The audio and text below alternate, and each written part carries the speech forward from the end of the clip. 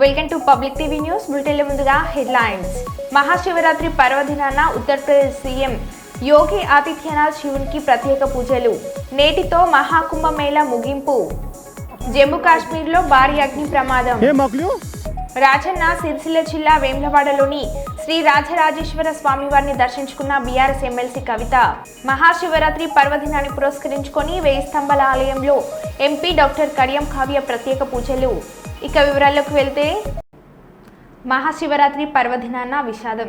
కోటపల్లి మండలంలోని ఎర్రాయిపేట గోదావరిలో పుణ్యస్థానానికి వెళ్లి పారిపల్లి గ్రామానికి చెందిన రాదండి రాజేష్ 50 సంవత్సరాలైన వ్యక్తి గోదావరిలో గల్లంతైన రాజేష్కి భార్య, 2 కుమారులు, కుమార్తె ఉంది.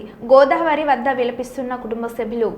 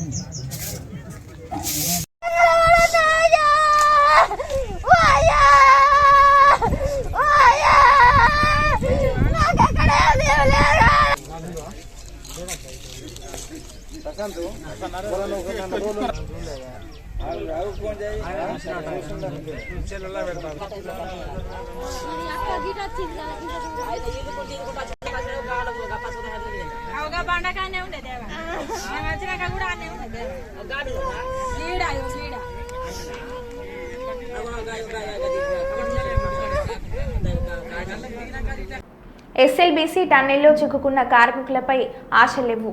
వాళ్ళు బ్రతకడం చాలా కష్టం. లోపల కూలిన మట్టి రాళ్లను తీయాలంటే సంవత్సరం పైన పడుతుంది. టన్నెల్ లోపల ప్రమాదం పొంచి ఉంది. లోపలికి వెళ్లే కొద్దీ ప్రమాదం మరింత ఎక్కువ అవుతుంది. టన్నెల్ లోపల మట్టి కూలే ప్రమాదం ఉంది. డెహ్రాడూన్లో 41 మందిని కాపాడినాం, కానీ ఇక్కడ ఆశ లేవు కాబట్టి మేము వెళ్లి తిరిగిపోతున్నామని ప్రత్యేక రెస్క్యూ టీం సిబ్బంది తెలిపారు. मुश्किल चांस है जी। 1 साल लगेगा पूरा इसमें काटने में, 1.5 भी साल भी लग सकता है। हाँ, कोई आस नहीं हो, उनके लड़के की मुश्किल बात है, मुश्किल बात है जी। तब उन्होंने भी पूछा हमसे, मन की मुश्किल बात है, मुश्किल बात है, कह नहीं सकते। कोई चांसेस है? कोई चांस नहीं है, कोई चांसेस नहीं, कोई चांस नहीं लग रहा। बहुत मलबा पड़ा हुआ है, कुछ लोहा लंगड़ा मशीन अटकी पड़ी है अंदर।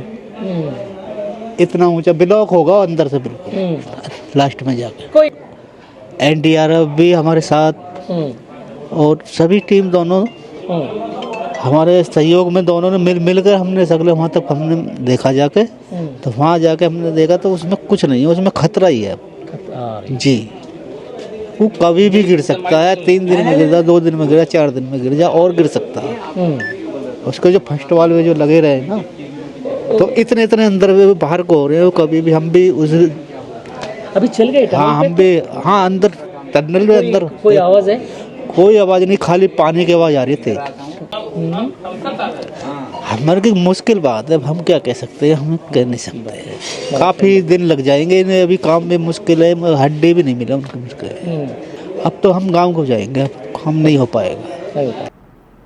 తెలంగాణ రాష్ట్ర ప్రజలకు, అక్క చెల్లెలకు, అన్నతమ్ములకు అందరికీ మహాశివరాత్రి పర్వదిన సందర్భంగా మీరు మీ కుటుంబ సభ్యులు ఎల్లప్పుడూ సుఖ సంతోషాలతో ఉండాలని ఆ భగవంతుని ప్రార్థిస్తూ మహాశివరాత్రి శుభాకాంక్షలు తెలిపిన దుద్దిల్ల శ్రీధర్ బాబు, తెలంగాణ రాష్ట్ర ఐటీ శాఖ మంత్రి. ప్రజలందరికీ నమస్కారం. ప్రియమైన అక్కలు, తమ్ముళ్ళు, అన్నలు, చెల్లెలందరికీ, పెద్దలందరికీ నమస్కారంతో పాటు ఈరోజు మహాశివరాత్రి పండుగ సందర్భంలో మీకు, మీ కుటుంబ సభ్యులకి అందరూ కూడా బాగుండాలని ఆ మహాశివుని ప్రార్థిస్తూ ఎల్లప్పుడూ కూడా సుఖ సంతోషాలతో మీరు, మీ కుటుంబ సభ్యులు, మీ పిల్లలు అందరూ కూడా ఆ దేవుని ఆశీస్సులతో బాగుండాలని ఆ భగవంతుని ప్రార్థిస్తూ మహాశివరాత్రి శుభాకాంక్షలు మీ అందరికీ తెలియజేస్తా ఉన్నాను. నమస్కారం. మంతిని ప్రాంత ప్రజలు అత్యంత భక్తి శ్రద్ధలతో జరుపుకునే మహాశివరాత్రి పండుగ భక్తులపై మంతిని ఎమ్మెల్యే మంత్రికి చిత్తశుద్ధి లేదని మంతిని మాజీ ఎమ్మెల్యే పుట్ట మధుకర్ అన్నారు. మహాశివరాత్రి పండుగను పురస్కరించుకొని మంతినిలో నీళ్లు లేని గోదావరి నది తీరాన్ని ఆయన పరిశీలించారు. ఈ సందర్భంగా ఆయన మాట్లాడుతూ మహాశివరాత్రి పండుగ రోజున ప్రతి ఒక్కరూ గోదావరి నదిలో పుణ్యస్థానాలు ఆచరించి శైవ క్షేత్రాలను దర్శించుకోవడం సాంప్రదాయంగా వస్తుందని అన్నారు. అయితే కాంగ్రెస్ పార్టీ ప్రభుత్వంలో ఆనాడు మంత్రి గోదావరి నదిలో చుక్క నీళ్లు లేకుండా చేశారని, కేవలం ఒక్క నీటి పాయ ఉంటే వేల సంఖ్యలో భక్తులు ఇబ్బందులు నడుమ స్నానాలు ఆచరిస్తున్నారని ఆయన వాపోయారు. కాంగ్రెస్ పార్టీ కావాలనే మేడిగడ్డ బ్యారేజ్ను నిర్వీర్యం చేసి దానిపై ఏదో లబ్ధి పొందాలని దుష్ప్రారం చేసి 14 నెలలుగా నీళ్లు ఆపడం లేదన్నారు.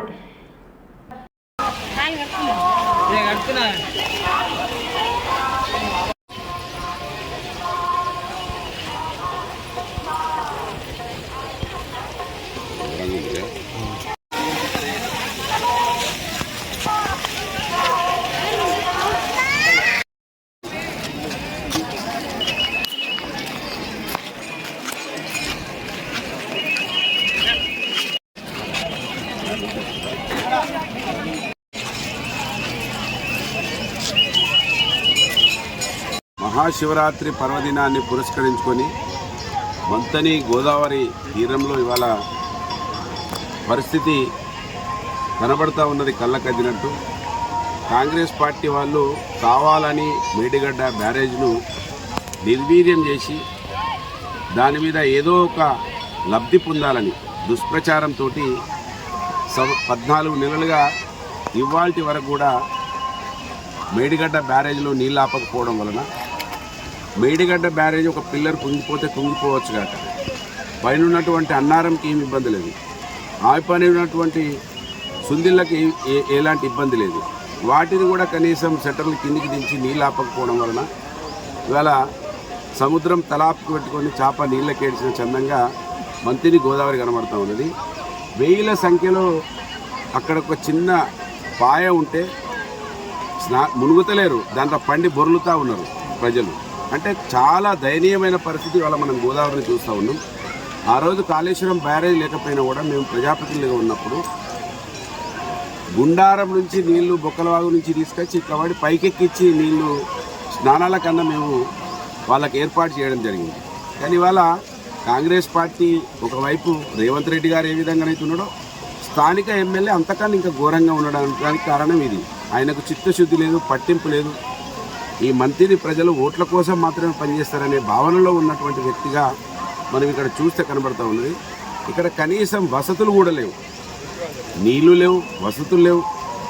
ఒక మంత్రి ఉన్నటువంటి నియోజకవర్గంలో ఎంత గొప్పగా ఈ గోదావరి తీరం ఉండాలి. కనుక ఇప్పుడు కాంగ్రెస్ పార్టీ వాళ్ళు ఎప్పుడు కూడా ప్రజల శ్రేయస్సు కోసం ఆలోచించలేదు. ప్రజల గురించి ఎప్పుడు కూడా వాళ్ళు ఏమాత్రం మంచి కోసం ప్రయత్నం చేయలేదంటానికి ఇవాళ మహాశివరాత్రి వేల సంఖ్యలో వస్తున్నారు జనాలు. వాళ్ళ కోసం కనీస వసూలు చేయకపోవడం దురదృష్టం. ఇసుక తరలింపు కోసం, ఇసుక కుంభకోణం కోసం, ఇసుక కోసమే ప్రాజెక్టును ఇది పూర్తిగా నిర్వీర్యం చేసిండ్రు. ఇప్పటికైనా కళ్ళు తెరవాలి కాంగ్రెస్ పార్టీ వాళ్ళు. మీరు ఓట్ల రాజకీయం చేస్తే చేసుకోవచ్చు, కానీ ప్రజలను అన్ని రకాలుగా, వ్యవసాయదారులను, అసలు మంచినీళ్ళ కోసం ఇవాళ భక్తులను కూడా మీరు ఇబ్బంది పెడతా ఉన్నారు.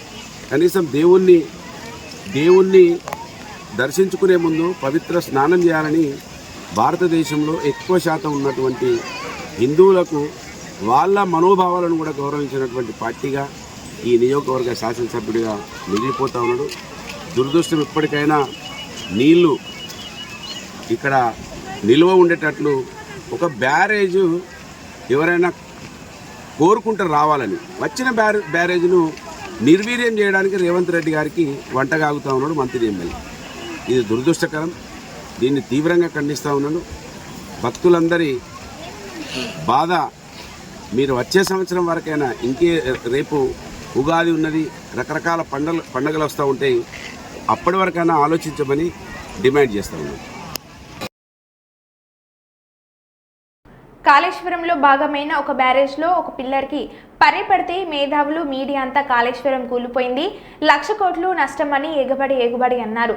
సుంకిశాల రిటర్నింగ్ వాల్ కూలిపోతే, ఖమ్మంలో పెద్దవాగు బ్రిడ్జి కూలిపోతే, ఎస్ఎల్బీసీ టన్నల్ కూలిపోతే మేధావులు మీడియా ఎందుకు నోరు విప్పడం లేదు? ఇంత పెద్ద ప్రమాదం జరిగితే బీజేపీ వాళ్ళు కుంటుమంటలేరు, కాంగ్రెస్ వాళ్ళు కుంటుమంటలేరు. కాంగ్రెస్కి శ్రీరామ రక్ష బీజేపీ పార్టీ అని కేటీఆర్ అన్నారు. కాళేశ్వరం అంటేనే అవినీతి, ఇది అది డామ్ డూమ్ అని చెప్పి మొత్తానికి ఓట్లు దొబ్బినావు జనాలను. నువ్వు తర్వాత ఇంకా మళ్ళన్న పుల్లన్న ఉన్నారు కదా యూట్యూబ్లో, అందరు కలిసి మొత్తం కేసీఆర్ తిట్టుడే పనిగా పెట్టుకొని జనాల నెత్తులు పాడు చేసి రైతుల నెత్తులు కూడా ఖరాబ్ చేసి మొత్తానికి ఏదో జరగందేదో జరిగినట్టు చూపెట్టి ఆయనతో ఓట్లు కొట్టుకున్నారు. మరి నేను అడుగుతున్నా ఈరోజు ఇదే మేధావులను, ఈ రాష్ట్రంలో ఉండే మీడియాను కూడా నేను అడుగుతా ఉన్నాను. కాళేశ్వరంలో ఒక్క బ్యారేజీలో ఒక్క పర్రె పడితే దానికి గింత లొలిపెట్టిరు మీరు. మరి అలా సుంకిశాల కూలిపోతే, అక్కడ రిటైనింగ్ వాల్ కూలిపోతే ఎవ్వరు మాట్లాడరు. బీజేపీ వాడు మాట్లాడాడు, కాంగ్రెస్ వాడు కుయ్యనడు. ఎస్ఎల్బీసీలో 2.5 కిలోమీటర్ల టన్నెల్ కూలిపోతే ఎవరు మాట్లాడరు. మీ కాడ ఏం ప్రాజెక్ట్ అది? పెద్దవాగు ఖమ్మం దగ్గర కొట్టకపోతే, ఆ బ్రిడ్జ్ కొట్టకపోతే ఎవడు ఎన్డీఎస్ఏ మాట్లాడాడు, ఎవడు ఎన్డీఏ మాట్లాడాడు.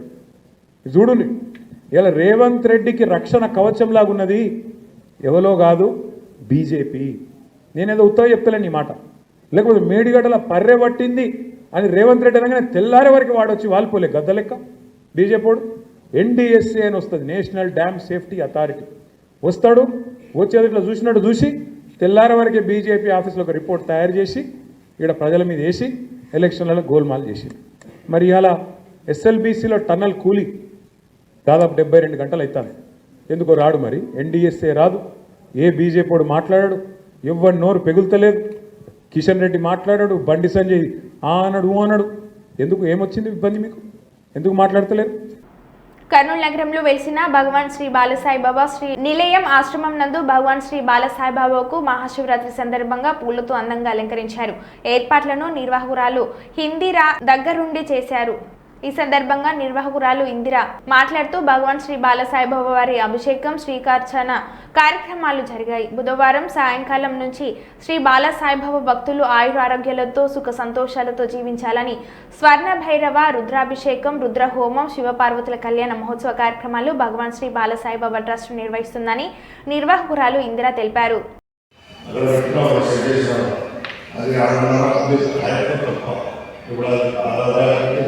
ఇప్పుడు ఇంకొకటి కావాలి.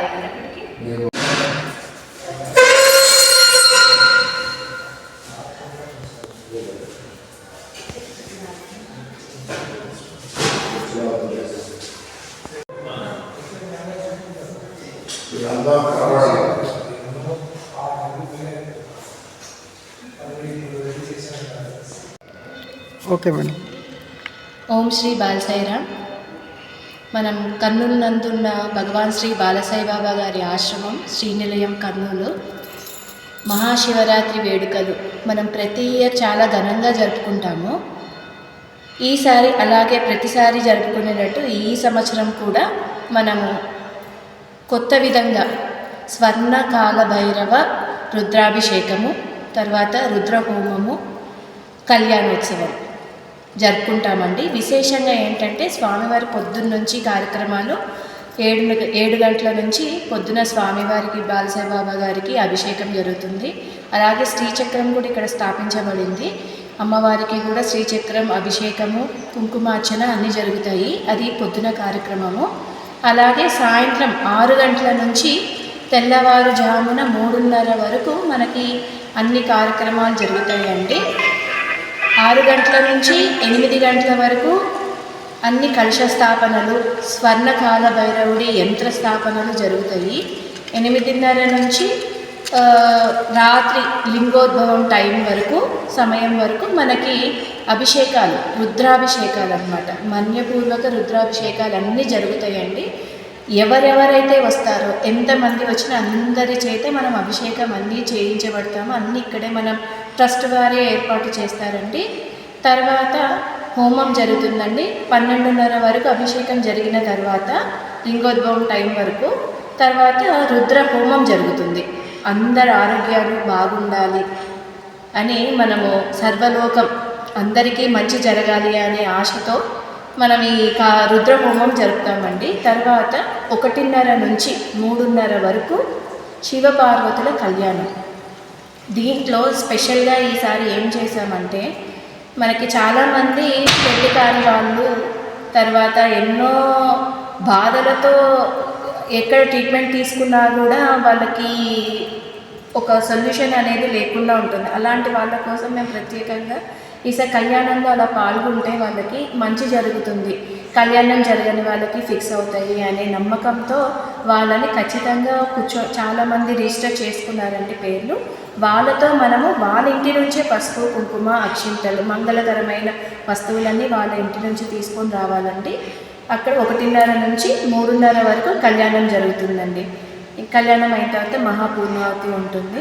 తర్వాత మనము ప్రసాదము అందరికీ వితరణ చేస్తాము. దాంతో మన మహాశివరాత్రి వేడుకలు జాగరణతో స్వామి దయతో అందరికీ బాగా జరగాల అని కోరుకుంటూ ఓం శ్రీ బాలశ్రీరామ్. మహాశివరాత్రి పర్వదినాన్ని పురస్కరించుకొని బుధవారం రోజు నర్సంపేట పట్టణంలోని శివ ఆంజనేయ దేవాలయంలో భక్తులు శివనామ స్మరణతో పంచామృతాలతో ఘనంగా అభిషేకాలు నిర్వహిస్తున్నారు. బ్రహ్మ ముహూర్తంలో మొదలైన పూజా కార్యక్రమాలు, నవగ్రహాల హోమం, శివ కళ్యాణం, లింగోద్భవం సమయంలో ప్రత్యేక పూజలు అనంతరం స్వామివారికి అలంకరణ ఉంటుందని, నిర్గుణ పరబ్రహ్మకు చిహ్నమే మహాశివరాత్రి నాడు ఆవిర్భవించే మహాలింగ స్వరూపంగా వేద ఉపనిషత్తులు పురాణాలు వర్ణించే విశిష్ట పర్వదిన మహాశివరాత్రి అని ఆలయ పూజారి సాయి శర్మ తెలిపారు. ఈ కార్యక్రమంలో ఆలయ కమిటీ చైర్మన్ నల్ల మనోహర్ రెడ్డి, కమిటీ సభ్యులు, ఆర్గనైజింగ్ కమిటీ సభ్యులు, భక్తులు తదితరులు పాల్గొన్నారు.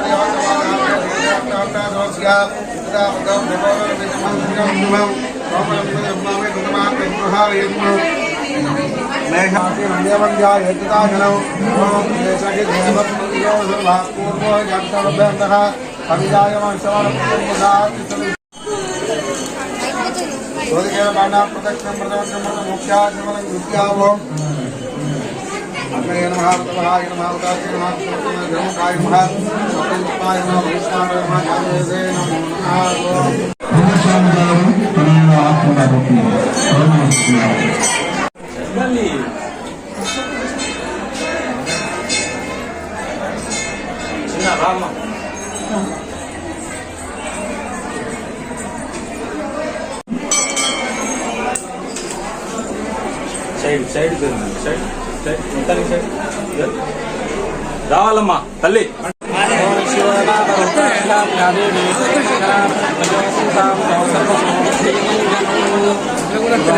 మహాశివరాత్రి ఇవాళ నర్సంపేట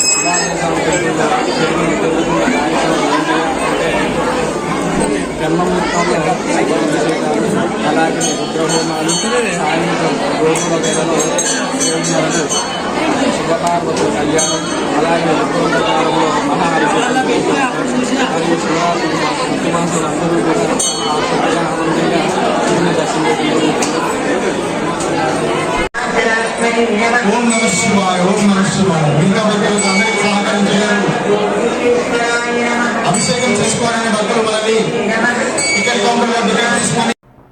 శ్రీకాకుళం జిల్లా కోటబొమ్మాలి మండలం గుంజిలోవ గ్రామంలో శ్రీ శ్రీ వైభవ వెంకటేశ్వర స్వామి ఆలయంలో మంగళవారం నాడు మధ్యాహ్నం రాహుకాల సమయంలో శ్రీ సుబ్రహ్మణ్యేశ్వర స్వామి వారికి అభిషేకాలు, అష్టోత్తర పూజలు ఘనంగా నిర్వహించారు. సుబ్రహ్మణ్యేశ్వర స్వామి అభిషేకం చాలా పవిత్రమైనది. ఈ స్వామి వారిని ప్రసన్నం చేసుకోవడానికి, వారి ఆశీర్వాదం పొందడానికి ఒక ముఖ్యమైన మార్గం సుబ్రహ్మణ్యేశ్వర స్వామి అభిషేక ప్రియుడు. అభిషేకం చేయడం వల్ల స్వామి అనుగ్రహం లభిస్తుందని భక్తులు నమ్ముతారు. ఓం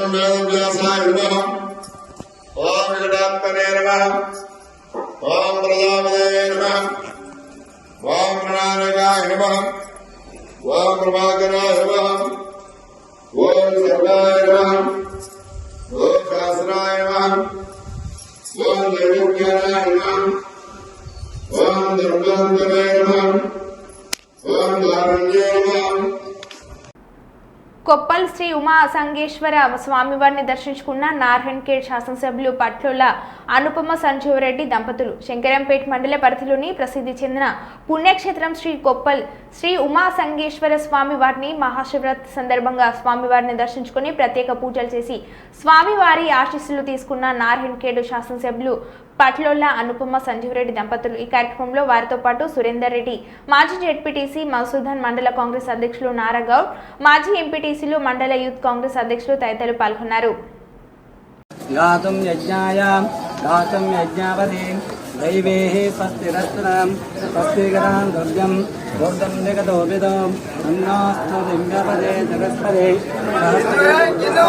సహస్రసమాం సభూనిషదావృతాం అంధవిస్తాక్షణాం వృతం సర్వం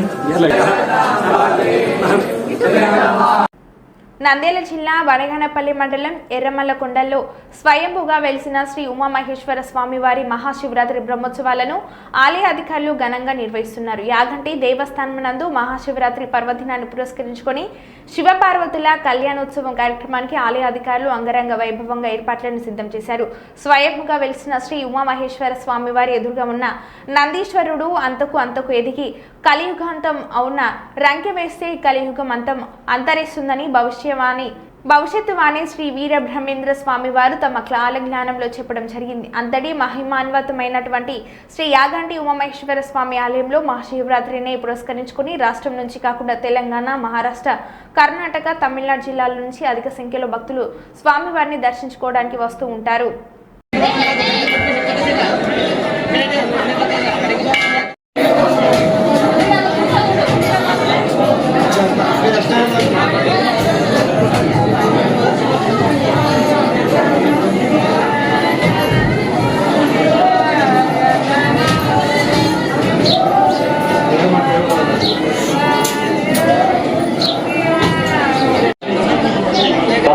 మనవి శ్రీ స్వామివారి సమర్పించిన మనుషుల కానుకలు మండీలో మాత్రమే వేయవలను. తల రసీదు పొందవలను.